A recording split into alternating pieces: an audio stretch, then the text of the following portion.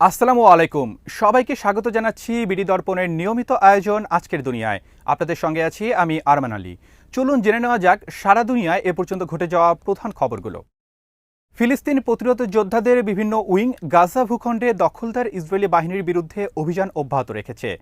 আল মায়াদিন জানায়, এরই অংশ হিসেবে গত মঙ্গলবার তারা অভিযান চালায় নেতজারিম একজিসে। নেতজারিম একজিস হচ্ছে গাজা সিটি থেকে 5 কিলোমিটার দক্ষিণ পূর্বের একটি অঞ্চল। এখানে 1972 সালে ইহুদি বসতি স্থাপন করে ইসরায়েল।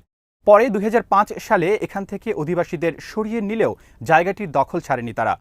গাজা যুদ্ধ শুরু হওয়ার পর এই এলাকায় তাদের সামরিক উপস্থিতি বাড়তে দেখা যায়। গাজায় তাদের সামরিক হেডকোয়ার্টার্সও এখানেই। ইসলামিক জিহাদ মুভমেন্টের সামরিক শাখা আল কুদস ব্রিগেডসের যোদ্ধারা মঙ্গলবার নিশ্চিত করে নেতজারিম আবু ওরেইভান অঞ্চলে দখলদার বাহিনীর সামরিক হেডকোয়ার্টার্স লক্ষ্য করে মর্টার্স শেল ছুড়েছে তারা।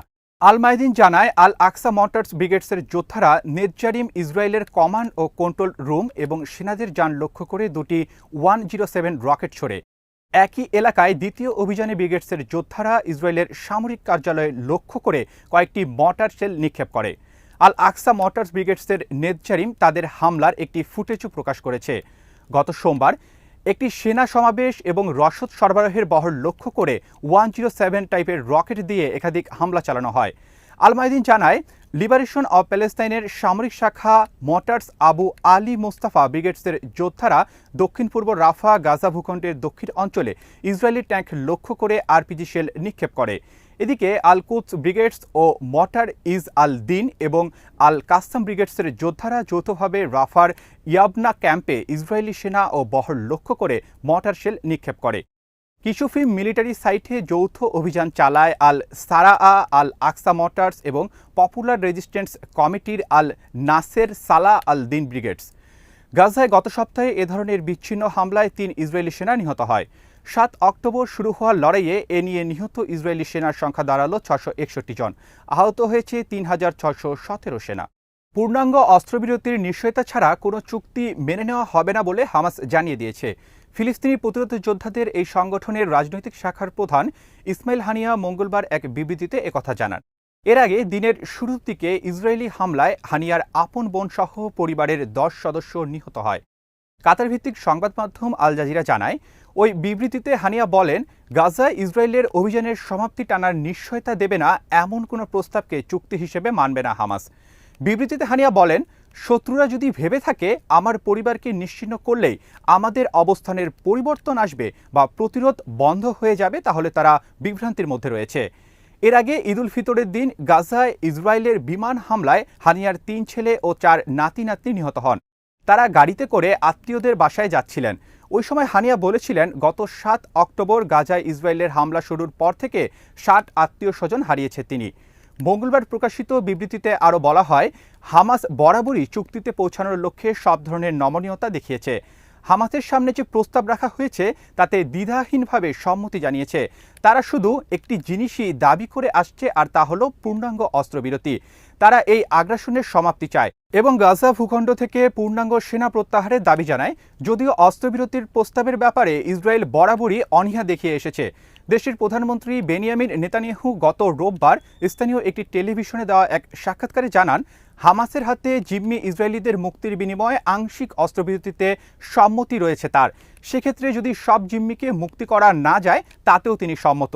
যুদ্ধের শুরু থেকে এ পর্যন্ত কখনোই পূর্ণাঙ্গ অস্ত্রবিরতির ব্যাপারে সম্মতি দেননি তিনি, বরং তিনি বারবারই বলে আসছেন তাদের এই অভিযানের একমাত্র লক্ষ্যই হামাসকে নিশ্চিহ্ন করা। 8 মাসের বেশি সময় ধরে গাজা যুদ্ধ চলছে। গাজা থেকে জিম্মিদের নিরাপদে ফিরিয়ে আনার দাবি জানিয়ে হাজার হাজার ইসরায়েলি গত কয়েক মাস ধরে তেল আবিবের সড়কে বিক্ষোভ করছেন। বিক্ষোভকারীদের মূল দাবি, যে কোনো মূল্যে জিম্মিদের দ্রুত ফেরত আনা এবং দেশটিতে আগাম নির্বাচন। লেবাননের প্রতিরোধ যোদ্ধা হিজবুল্লাহ জানিয়েছে, তারা মঙ্গলবার নাহাল গেরেশম এলাকায় ইসরায়েলি দখলদার বাহিনীর 91তম ডিভিশনের ঘাঁটি লক্ষ্য করে আত্মঘাতী ড্রোন দিয়ে আক্রমণ চালিয়েছে। তাদের মূল লক্ষ্য ছিল ঘাঁটির দখলদার কর্মকর্তা ও সেনারা। আল মায়াদিন জানায়, হিজবুল্লাহ দাবি করেছে তাদের ওই হামলায় দখলদার বাহিনীর সেনা সদস্যদের মধ্যে হতাহতের ঘটনা ঘটেছে। এ সময় ওই ঘাঁটিতে আগুন ধরে যায়। গাজা ভূখণ্ডের ফিলিস্তিনি জনগোষ্ঠীর প্রতি সমর্থন জানাতে ওই হামলা চালানো হয়। একই সঙ্গে লেবাননের বেকা অঞ্চলে ইসরায়েলি হামলার একটি জবাব ছিল এটি। হিজবুল্লাহ আরও দাবি করে বায়েত ব্রিদা এলাকা এবং বিরকাত রিশা সাইটে আর্টিলারি শেল দিয়ে ইসরায়েলি লক্ষ্যবস্তুতে হামলা চালিয়েছে। তবে এ ব্যাপারে আর কোনো বিস্তারিত তথ্য পাওয়া যায়নি। পরে ইসরায়েলি গণমাধ্যম জানায় অধিকৃত উত্তর ফিলিস্তিনের দিশন বসতিতে আগুন ধরে গেলে দমকল কর্মীরা তা নিভানোর চেষ্টা চালিয়ে যাচ্ছে। তবে অগ্নিকাণ্ডের কারণ সম্পর্কে কিছু বলা হয়নি। এছাড়াও তারা জানায় দিশন আল মালিকিয়া, ইফতা এবং রামত নাফতালি এলাকা থেকে সাইরেনের শব্দ পাওয়া গেছে। গণমাধ্যম মন্তব্য করে ধারণা করা হচ্ছে যে এসব এলাকায় আক্রমণকারী ড্রোন ঢুকে গেছে। আল মাইদিনের দক্ষিণ লেবাননের প্রতিনিধি জানায় দিশন বসতির পার্শ্ববর্তী এলাকায় একটি ইসরায়েলি লক্ষ্যবস্তুতে হিজবুল্লাহর আক্রমণকারী ড্রোন আঘাত এনেছে। তিনি আরও জানান আপার আল জালির এবং আল মালিকিয়া এলাকায় ড্রোন হামলার পর আগুনের ধোঁয়া উঠতে দেখা গেছে। আল মাইদিনের প্রতিনিধি আরও জানান এদিন লেবাননের বেশ কয়েকটি টার্গেটের উপর ইসরায়েলি বাহিনীর হামলা চালায়। তবে এতে হতাহত বা ক্ষয়ক্ষতির কোনো বিবরণ পাওয়া যায়নি। এদিকে লেবানন ও ইসরায়েলের মধ্যে চলমান উত্তেজনা কূটনৈতিকভাবে নিরসনের জন্য চেষ্টা চালিয়ে যাচ্ছে যুক্তরাষ্ট্র। উত্তেজনার কারণে দুদেশের সীমান্তবর্তী এলাকার জনগণ যারা বাড়িঘর ছেড়ে গিয়েছে তাদের ফেরা নিশ্চিত করা প্রয়োজন বলেও মন্তব্য করেছে ওয়াশিংটন। দেশের প্রতিরক্ষা মন্ত্রী লয়েড অস্টিন আশঙ্কা প্রকাশ করে বলেন হিজবুল্লাহ ও ইসরায়েলের মধ্যে যুদ্ধ বেঁধে গেলে তা ভয়ঙ্কর পরিণতি বয়ে আনতে পারে। ইসরায়েলি প্রতিরক্ষা মন্ত্রী ইয়োভ গ্যালান্তের সঙ্গে মার্কিন প্রতিরক্ষা সদর দপ্তর পেন্টাগনে বৈঠকের পর অস্টিন বলেন হিজবুল্লাহর প্ররোচনায় লেবানন ও ইসরায়েলের মধ্যে যুদ্ধ বেঁধে যেতে পারে। এই পরিস্থিতি কেউই আশা করে না। এই যুদ্ধ লেবাননের জন্য বড় ধরনের দুর্যোগ ঘটিয়ে ফেলতে পারে। একই সঙ্গে এটি লেবানন ও ইসরায়েলি জনগণের জন্য ভয়ঙ্কর হবে। তিনি আরও বলেন এই সংঘাত বন্ধে কূটনীতি সর্বোত্তম পন্থা।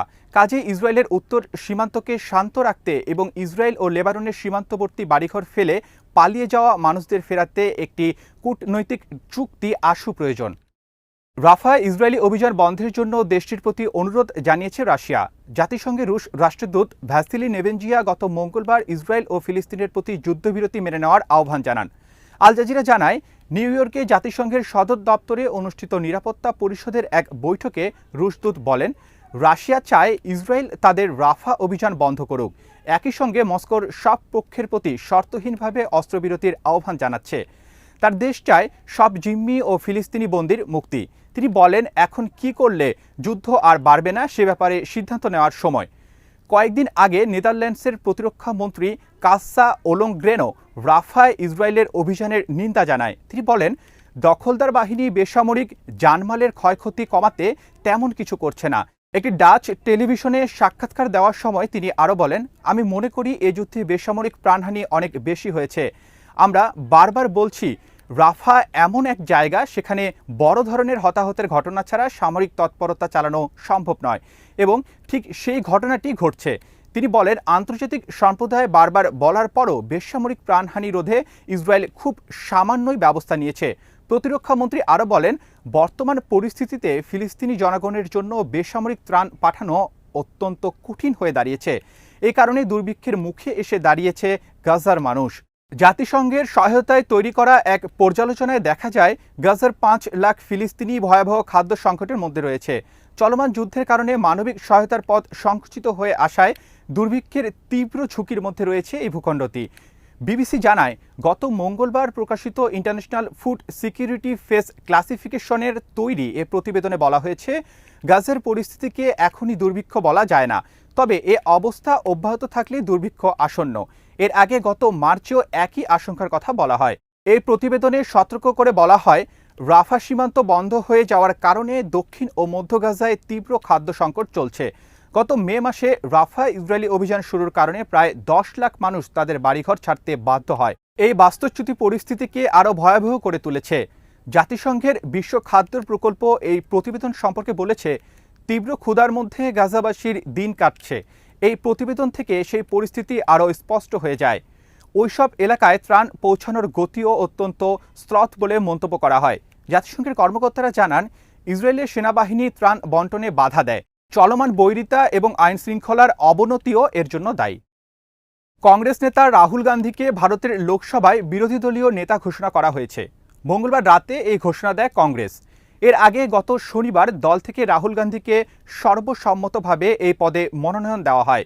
এনডিটিভি জানায় এ নিয়ে কংগ্রেসের নেতৃত্বাধীন বিরোধীদের ইন্ডিয়া জোটের অন্য শরিকদের সঙ্গে আলোচনার পর মঙ্গলবার চূড়ান্ত সিদ্ধান্ত জানানো হলো। 2014 সাল থেকে লোকসভা বিরোধী দলীয় নেতা শূন্য ছিল, কারণ লোকসভায় বিরোধী নেতা হওয়ার জন্য কোনো একক দলকে মোট 543 আসনে অন্তত 10% পেতে হয়। কিন্তু গত 2 লোকসভার নির্বাচনে কংগ্রেস বা অন্য কোনো দল তা পূরণ করতে পারেনি। এবার কংগ্রেস 99টি আসন পাওয়ায় সেই খরা দূর করতে পারে।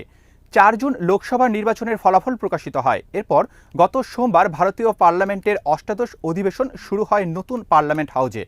নবনির্বাচিত এই ভবনে এবারই প্রথম অনুষ্ঠিত হলো সদস্যদের শপথ গ্রহণ পর্ব। সরকার গঠন করা বিজেপি নেতৃত্বাধীন এনডিএ জোটের 252 জন, বিরোধী জোট ইন্ডিয়ার 233 জন এবং অন্য 18 জন লোকসভা সদস্য শপথ নেন। আজ এখানেই শেষ করছি।